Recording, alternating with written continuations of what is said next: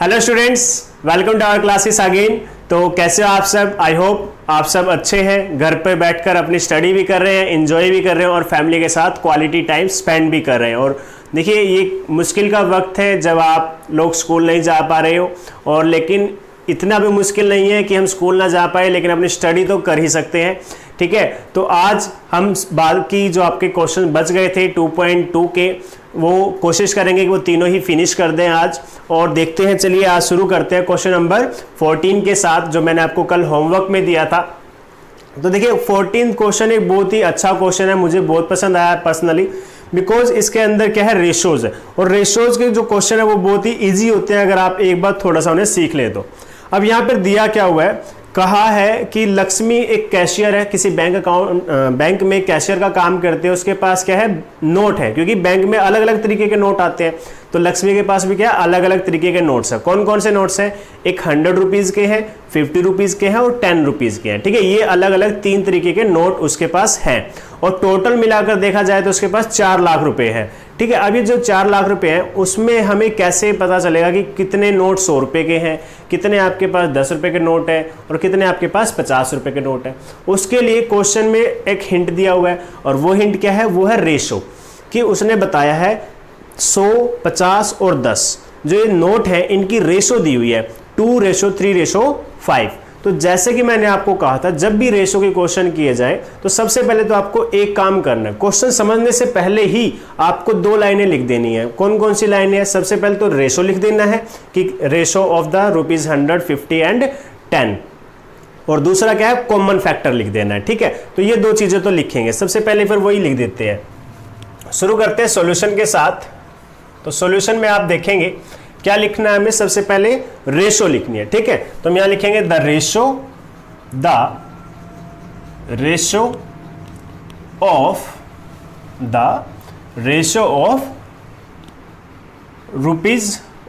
₹100, ₹50 and ₹10 notes. ठीक है, the ratio of number of, या फिर इसको आप चेंज कर लीजिए। ठीक है, चेंज कैसे करेंगे, the ratio of the numbers of, क्योंकि नंबर्स की रेशो आ रही है ना कि कितने नंबर ऑफ नोट्स हैं आपके पास। तो द रेशो ऑफ द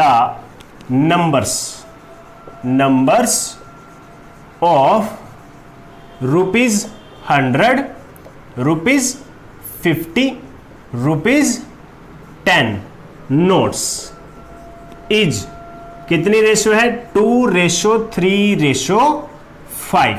ये रेशो आपको गिवन है। ओके, अगर हम बात करें अब इसकी, तो हमें क्या करना है, कॉमन फैक्टर लेट करना है। क्या करना है, कॉमन फैक्टर लेट करना है। तो let the common factor of the ratio of the given ratio, जो हमें रेशो दी हुई है ना, इसका given ratio, okay, is x। तो जैसे आपने x लेट किया है तो क्या होगा, आपको नंबर ऑफ नोट्स मिल गए हैं कि कितने आपके 100, 50 और 10 के, उनके साथ क्या लगा देंगे, x। तो आप यहां पे लिख भी सकते हो, so the number of notes of ₹100, ₹50 and ₹10 are 2x, 3x and 5x respectively. अब इस रिस्पेक्टिवली वर्ड का मीनिंग है कि जो आपने पहले लिखा है 100 रुपीज, तो 100 रुपीज के कितने नोट हो गए, 2x। फिर उसके बाद आपने क्या लिखा, 50 के कितने हो गए, 3x, और 10 के कितने हो गए, 5x नोट हो चुके हैं। ठीक है, अब हमें क्या है, देखिए इसने हमें ये तो नहीं बताया कि टोटल नोट कितने हैं, लेकिन ये जरूर बताया कि टोटल पैसे कितने हैं। अच्छा, एक एग्जांपल के तौर पे मैं आपको बात पूछता हूं, अगर मैं आपको कहता हूं आपके पास 50 रुपए के 5 नोट हैं, ठीक है, क्या है, 5 नोट, तो कितने रुपए हैं आपके पास? तो सभी बच्चे आसानी से आंसर दे सकते हैं कि उनके पास कितने रुपए हैं, 250 रुपीज। ठीक है, और यहां पे कितने नोट है आपके पास 50 रुपए के, यहां पर है 3x, यहां पे कितने हैं 3x, तो यहां पे 5 की जगह पर हमें क्या लिखना पड़ेगा 50 रुपए गुना में 3x, मल्टीप्लाई करना पड़ेगा 3x के साथ। ये क्या आ गया, वो पैसे आ गए जो पैसे 50 रुपए के नोट की फॉर्म में हमारे पास है। और इसके साथ साथ ही हमारे को क्या करना है 10 रुपीज वाले भी देखने हैं। 10 रुपए के कितने नोट हैं आपके पास 5x, तो ये वो मनी आ गई जो पैसा आपके पास 10 रुपए के नोट की फॉर्म में है। और इसके साथ साथ एक चीज और है, आपके पास क्या है 100 रुपीज के नोट्स भी हैं, वो कितने हैं 2x। तो ये कौन सी मनी है, ये वो मनी है जो आपको 100 रुपीज के नोट की फॉर्म में आपके पास है, या हम कह सकते हैं कि लक्ष्मी के पास है। ठीक है, तो लक्ष्मी के पास अगर मैं देखूं 100 रुपए के जो नोट हैं, ठीक है, वो 2x है, तो 100 रुपए की फॉर्म में कितने पैसे हैं, इतने पैसे हो गए। अब क्या ये रुपए बन चुके हैं, ये बिकॉज मैंने 100 से मल्टीप्लाई कर दिया, नोट को 100 से मल्टीप्लाई करने से रुपए आ चुके हैं। इसी तरीके से 50 को 3x से मल्टीप्लाई करने से ये भी रुपए बन गए, और ये भी क्या है रुपीस बन चुके हैं। अब इन तीनों को मिलाकर ही तो उसके पास कितने रुपए थे 4 लाख रुपए, कितने थे 4 लाख रुपीज, ये उसके पास पैसे थे। ठीक है, और इसी को कहते हैं अकॉर्डिंग टू क्वेश्चन, कि क्वेश्चन के अकॉर्डिंग उसके पास तीनों तरह के नोटों को मिलाकर कितने रुपए बने थे 4 लाख रुपए। आई होप आपको समझ आया होगा। ठीक है, तो शुरू करते हैं आगे का काम। आगे क्या है इसके अंदर, बहुत सिंपल है वैसे तो करना क्या है, जस्ट पहले तो मल्टीप्लाई सोल्व करनी है। 100 इंटू 2 200, और x भी क्या है उसके साथ मल्टीप्लाई में। अब यहां पे क्या है 50 इंटू 3 150 और x, ओके। 10 इंटू 5 ये भी क्या आ जाएगा 50 और x, और लास्ट में आपको क्या दिया हुआ है 4 लाख रुपीज। अब देखिए 200x 150x 50x ये सारे क्या है x है, तो या 200 को प्लस करो 150 को प्लस करो 50 को प्लस करो, तो क्या हो जाएगा 400x आ जाएगा आपके पास 400x। कितना x आ जाएगा 400x। और यहां पे क्या लिखा हुआ है, यहां पे लिखा है 4 लाख। अब आपको x की वैल्यू निकालनी है, तो ये जो पूरा 400 है वो कहां जाएगा डिवाइड में चला जाएगा, तो x is equal to 4 lakh divided by 400। 0 से 0 कैंसिल हो जाएंगे 2 तो, और यहाँ पे 4 1 जा 4, और ये क्या हो जाएगा आपके पास इस तरीके से नंबर ऑफ नोट्स आ जाएंगे।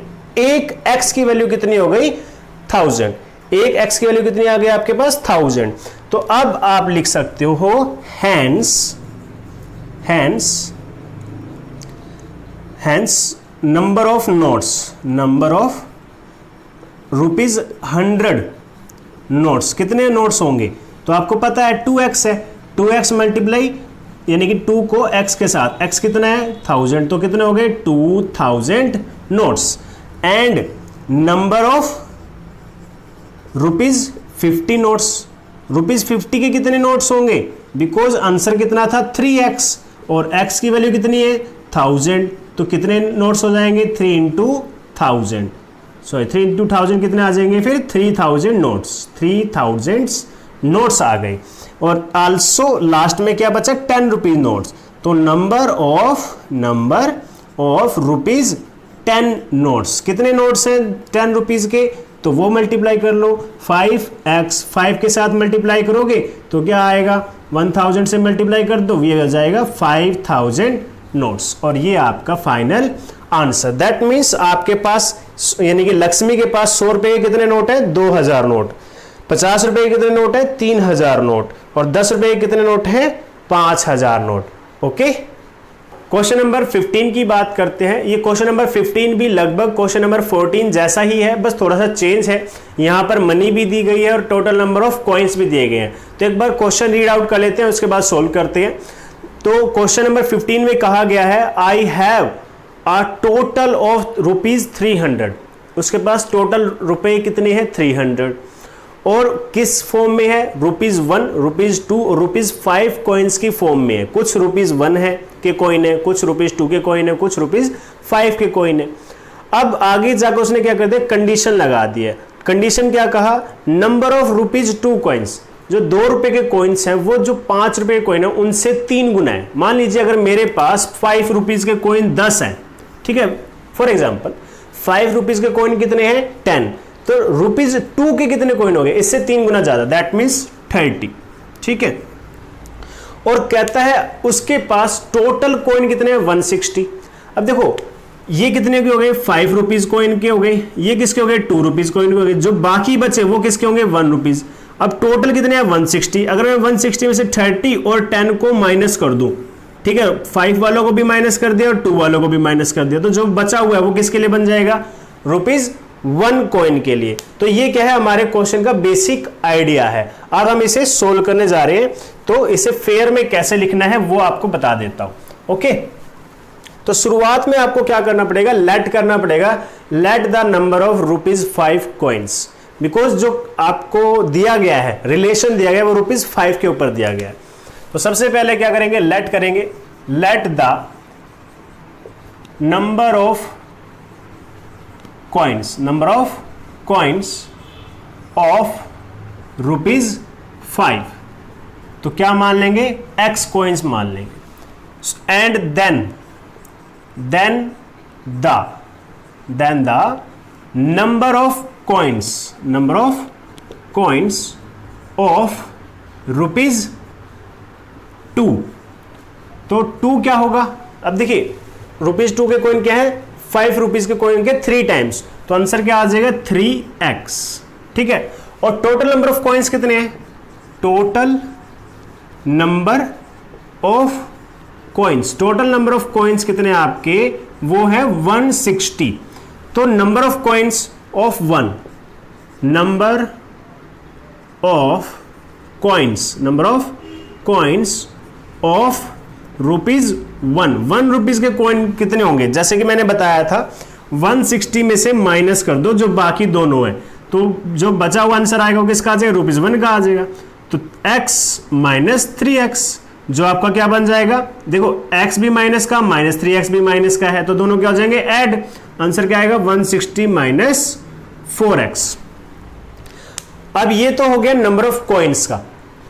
अब जैसे क्वेश्चन नंबर 14 में आपने किया था कि रुपीज को नंबर ऑफ कॉइन के साथ क्या कर दिया, मल्टीप्लाई, तो क्या बन जाते हैं, रुपीज बन जाते हैं। अगर रुपीज को नंबर ऑफ कॉइन के साथ मल्टीप्लाई कर दोगे तो आंसर क्या आएगा, रुपीज आ जाएगा कि कितने रुपए हैं उस फॉर्म के कॉइन के साथ। तो यहां पे भी कुछ ऐसा ही करने वाले हैं अकॉर्डिंग टू क्वेश्चन, बिकॉज ₹5 के कॉइन कितने हैं, x, तो 5 को अगर मैं कॉइन्स के साथ मल्टीप्लाई कर दूं तो मुझे पता चल जाएगा कितने रुपए मेरे पास है कि आपका जो ₹5 कॉइन के फॉर्म में है। तो इसलिए नंबर ऑफ ₹5 कॉइन को 5 से मल्टीप्लाई कर दिया। इसी तरीके से 2 से मल्टीप्लाई कर दिया मैंने उन कॉइन्स को जो मेरे पास ₹2 की फॉर्म में है, और बाकी क्या है, ₹1 की फॉर्म में। 1 के साथ मल्टीप्लाई कर दिया मैंने 160 माइनस x, सॉरी x नहीं 4x। ठीक है, अब ये क्या हो गया, तीनों तरीके के जो कॉइन्स थे उनमें कितने कितने आपके पास रुपए हैं, तीनों को ऐड कर लिया। और क्वेश्चन में क्या किया है, इन टोटल रुपीज का आंसर कितना दिया उन्होंने, 300, की उसके पास कितने हैं, 300 रुपीज हैं। तो यहां पर आप इसको सबको सोल्व करो। अब 5x प्लस 2 3 जा 6x, यहां पे 1 से मल्टीप्लाई करने से कोई फर्क नहीं पड़ेगा, तो 160 माइनस 4x, यहां पर क्या है 300। 160 का तो क्या करोगे, ट्रांसपोज कर दोगे, और ये क्या है माइनस का 4x, ये क्या है प्लस का 6x, तो बचा क्या 2x, और ये कितना है 5x, ये 5x और यहां कितना बच गया था 2x, तो 5x प्लस 2x 7x। ठीक है, तो यहां पर कितना आ जाएगा 7x, और ट्रांसपोज करने से क्या हुआ 300 माइनस 160, तो 7x is equal to 140। x की वैल्यू कैसे निकलेगी, जब आप 7 को कहां ले जाओगे, नीचे डिवाइड में ले जाओगे, तो 140 डिवाइडेड बाय 7, 7 से 140 कितने पे कैंसिल हुआ, 20 पे। अब आप देख सकते हो x की वैल्यू आ गई 20, x की वैल्यू कितनी आ गई 20, और x है क्या, नंबर ऑफ कॉइन्स ऑफ ₹5। तो चलिए आपका आंसर आ गया है। Hence the number of coins, hence the number of coins of ₹5 is, कितने हैं आपके पास 20। ठीक है, and the number of coins, and the number of coins of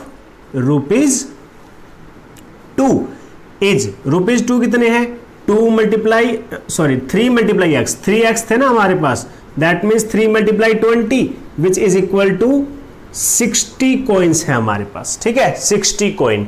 और इसी तरीके से एंड आल्सो कह सकते हो आप the number of coins, the number of coins of ₹1, वो कितने हैं आपके आएंगे 160 is 160 minus 4x, 160 minus 4x, that means 160 minus 4 multiply 20, और आंसर क्या आएगा 160 माइनस 420 इंटू में 80 आ जाएगा, ठीक है। और 160 में से 80 जाएगा तो क्या आ जाएगा, आंसर आएगा 80, और this is your answer. Question number 16 में आपको कहता है कि एक ऑर्गेनाइज किया है, किसी ने क्विज का ऑर्गेनाइजेशन की है, कंपटीशन ऑर्गेनाइज किया है, उस कंपटीशन में जो जीतेगा उसको भी प्राइज दिया जाएगा, कैश प्राइज, और जो हारेगा उसे भी कैश प्राइज दिया जाएगा। यानी कि जो मतलब जीत नहीं पाया, कंसोलेशन प्राइज जिसे बोलते हैं, विनर जो होगा उसे ₹100 दिए जाएगा, और जो जीत नहीं पाएगा, जो कंपटीशन नहीं जीतेगा, उसको ₹25 देंगे, ठीक है, ₹25। अब कहते हैं पूरे ऑर्गेनाइजेशन जो आपका कंपटीशन हुआ था उसके अंदर ₹3000 को डिस्ट्रीब्यूट किया गया है, ठीक है, और नंबर ऑफ स्टूडेंट्स या फिर हम पार्टिसिपेंट्स कह सकते हैं वो क्या है, टोटल कितने, 63, total participants 63, total money distributed 3000, winner को 100 और जो विन नहीं कर पाया उसे 25, ठीक है। ये हमारा मेन आपका डाटा है यहां से। तो सबसे पहले आप क्या कर लीजिए, लिखिए total number of participant, okay, participants कितने हैं आपके 63, total number of participants is 63। Let कीजिए number of winners, number of winners कितने होंगे, मान लेते हैं x होंगे, तो कौन जीत नहीं पाया, number of participants, number of participants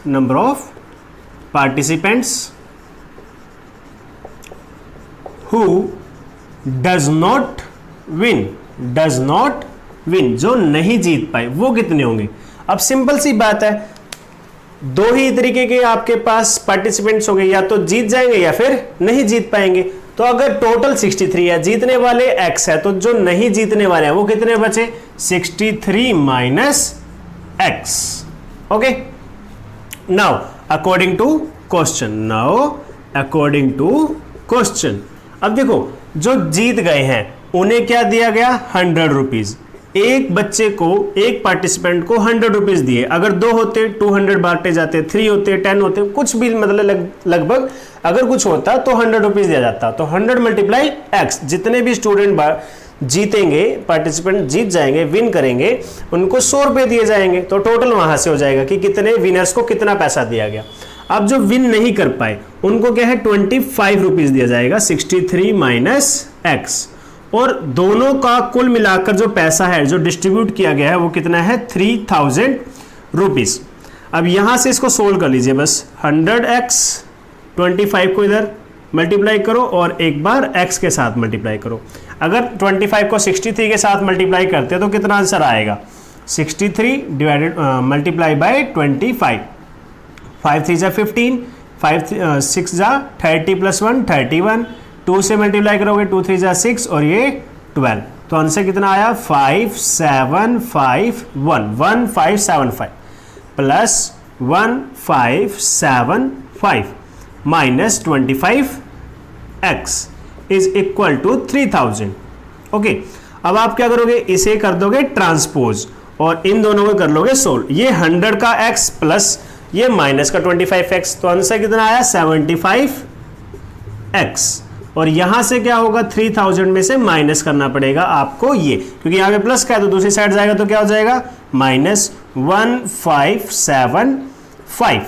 अब आंसर क्या बचेगा, यहां से 10 में से 5 गया 5, यहां पे 9 बचा, 9 में 7 गया 2, ये कितना है 9, 9 में से 5 गया 4, ये कितना है 2, 2 में से 1 गया 1, बिकॉज 1 कैरी ले लिया था ना आपने यहां से, तो ये बच गया आपके पास 75x इज इक्वल टू 1425।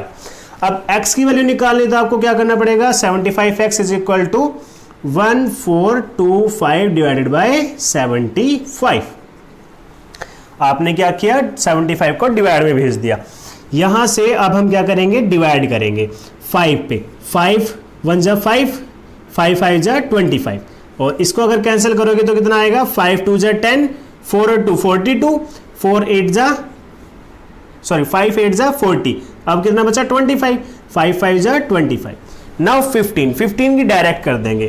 15 अगर आप 5 से करना चाहते हैं 15 से करना चाहते हैं, दोनों एक जैसी बात है। 15 1 जा 15, 15 1 जा 15, कितना बच गया, यहां बचा आपके पास 13, और ये कितना है 5, 135। तो एक तरीके से 15 9 जा 135। दैट मीन्स x की वैल्यू कितनी आ गई, x की वैल्यू आ गई है 19, x इज इक्वल टू 19। और आपको क्या बताना था, नंबर ऑफ विनर्स, ठीक है, find the number of winners, और हमने विनर्स को ही माना था x, तो hence the number of winners is 19, और यहां पे आपका आंसर फिनिश। आई होप आपको ये क्वेश्चन समझ में आए होंगे, और इसी के साथ हमारी 2.2 फिनिश हो जाती है। और आज के लिए आपका होमवर्क ये है कि जैसे मैंने जो आपको ये क्वेश्चंस करवाए हैं, ये तो आपको फिर नोटबुक में नोट करने हैं। इन्हीं क्वेश्चंस को विदाउट हेल्प, ठीक है, किसी और की हेल्प लिए बगैर अपने आप एक एक्स्ट्रा नोटबुक में सोल्व करके देखना है कि आपको कितना समझ में आया है, ठीक है, ताकि आप खुद को सेल्फ इवेल्युएट भी कर सको। अगर समझ नहीं आया तो फिर आप दोबारा वीडियो देख सकते हो और उसको और अच्छे से समझ सकते हो। Thank you, have a good day.